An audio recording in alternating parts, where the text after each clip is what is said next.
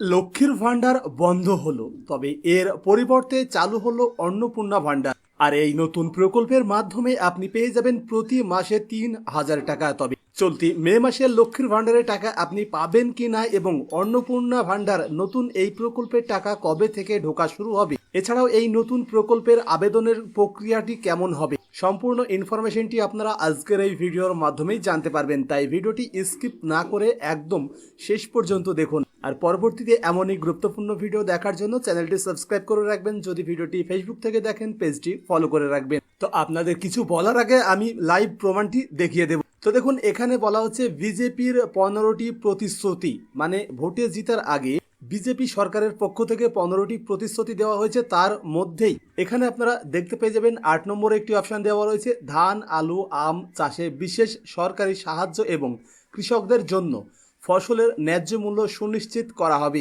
কোনো কিছু হোক বা না হোক, কৃষকদের উপকৃত অবশ্যই হবে। তারপরে যদি আপনারা এখানে লক্ষ্য করেন, এখানে দেখুন আরও একটি কথা বলা হয়েছে, আগামী 5 বছর 1 কোটি মানুষের জন্য নতুন চাকরি ও স্বনির্ভর হওয়ার সুযোগ তৈরি করা হবে এবং বেকার যুবক যুবতীদের কর্মস্থান সুনিশ্চিত না হওয়া পর্যন্ত প্রতি মাসে ৩,০০০ টাকার আর্থিক সহায়তা প্রদান করা হবে।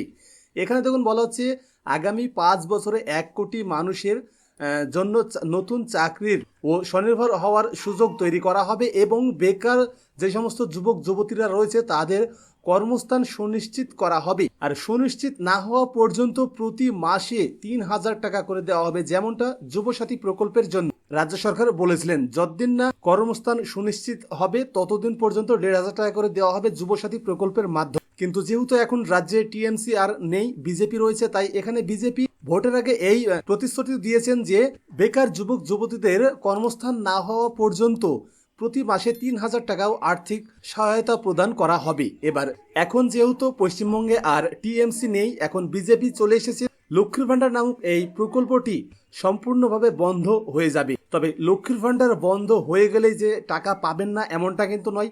লক্ষ্মীর ভান্ডার তো বন্ধ হবে, এটা তো ঠিক, কিন্তু তার পাশাপাশি এখানে বিজেপি সরকার আরও একটি প্রতিশ্রুতি দিয়েছেন, যেটি আপনারা এখানে যদি লক্ষ্য করেন দেখতে পেয়ে যাবেন, মহিলাদের প্রতি মাসে ৩,০০০ টাকা করে আর্থিক সহায়তা প্রদান করা হবে। যদিও বা এখানে প্রকল্পের নাম উল্লেখ করা হয়নি, তবে এই ৩,০০০ টাকা অন্নপূর্ণা নামক নতুন একটি প্রকল্প বিজেপি সরকার চালু করতে চলেছেন, যে প্রকল্পের মাধ্যমে কিন্তু এই টাকাটি প্রদান করা হবে। এবার আপনাদের মধ্যে থেকে অনেকেই বলেছেন যে রানিং মানে চলতি মে মাসের লক্ষ্মীর ভান্ডারের টাকা ঢুকবে কিনা। তো দেখুন, যেহেতু অলরেডি বিজেপি ক্ষমতায় চলে এসেছে, তার মানে লক্ষ্মীর ভান্ডার প্রকল্পের টাকা আপনারা রানিং চলতি মে মাসে আর পাবেন না সম্ভবত, কারণ এই মে মাসটি সম্পূর্ণভাবে মুখ্যমন্ত্রী সিলেকশন থেকে শুরু করে যে যার দায়িত্ব নিতেই শেষ হয়ে যাবে এই চলতি মে মাস। তবে এই অন্নপূর্ণা ভান্ডার কবে থেকে চালু হবে, তো দেখুন অন্নপূর্ণা ভান্ডার আগে মুখ্যমন্ত্রী সিলেকশন হবে, তারপরে আরো যে সমস্ত পদগুলো রয়েছে সেগুলো সিলেকশন হবে, সিলেকশন হওয়ার পরে এই নতুন প্রকল্পটি চালু করা হবে। এবার এই প্রকল্পের আবেদনের যে প্রসেস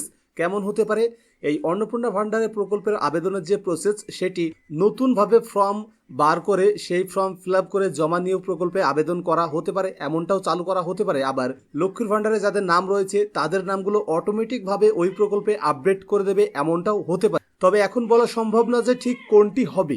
নতুন এই অন্নপূর্ণা ভান্ডার প্রকল্পের জন্য আলাদাভাবে ফর্ম রিলিজ করে সেই ফর্ম ফিল আপ করে জমা নিতে পারে, আবার যাদের নাম লক্ষ্মীর ভান্ডারে রয়েছে তাদের নামটি অটোমেটিকভাবে অন্নপূর্ণা ভান্ডারেও চলে যেতে পারে। দুটোর মধ্যে যে কোনো একটি প্রসেসেই এই প্রকল্পে নাম নথিভুক্ত হয়ে যাবে। তবে এখানে আরও একটি প্রশ্ন রয়েছে যে এই অন্নপূর্ণা ভান্ডারের টাকা কি চলতি মে মাসে দেওয়া হবে। তো দেখুন, এ মাসে তো একদমই সম্ভব না অন্নপূর্ণা ভান্ডারের টাকা ঢোকা, কারণ সরকার গঠন হওয়ার পরেও আরও অনেক রকম কাজ থাকে যেগুলো কমপ্লিট হবে, তারপর সরকার গঠন হবে, সমস্ত কাজ কমপ্লিট হবার পরেই প্রকল্প চালু হবে। প্রকল্প চালু হবার পরে ফর্ম জমা নেওয়া হতে পারে, আবার লক্ষ্মীর ভান্ডার থেকে অটোমেটিক নাম চলে আসতেও পারে। তবে সরকার কমপ্লিট ভাবে গঠন হবে তারপরেই, তার আগে কিন্তু নয়। আর সরকার গঠন হতে মোটামুটি ধরুন এই চলতি মে মাসটি আরাম করেই শেষ হয়ে যাবে। তার মানে এই মে মাসে আপনারা অন্নপূর্ণা ভান্ডার প্রকল্পের টাকা কিন্তু কোনোভাবেই পাবেন না। তো একটু আগে যদি আপনারা লক্ষ্য করেন 2021 সালের দিক পানে, তাহলে সেখানে কিন্তু এই লক্ষ্মীর ভান্ডার নামক প্রকল্পটি চালু করেছিলেন মুখ্যমন্ত্রী আর ভোটের আগে ঘোষণা করেছিলেন যে লক্ষ্মীর ভান্ডার প্রকল্পটি চালু করব যদি পুনরায় ক্ষমতায় আসি, আর সেটি ইতিমধ্যে চালু করেছিলেন। তারপরে সেম এই মে মাসেই মুখ্যমন্ত্রী গঠন হবার পরেই মোটামুটি সেপ্টেম্বর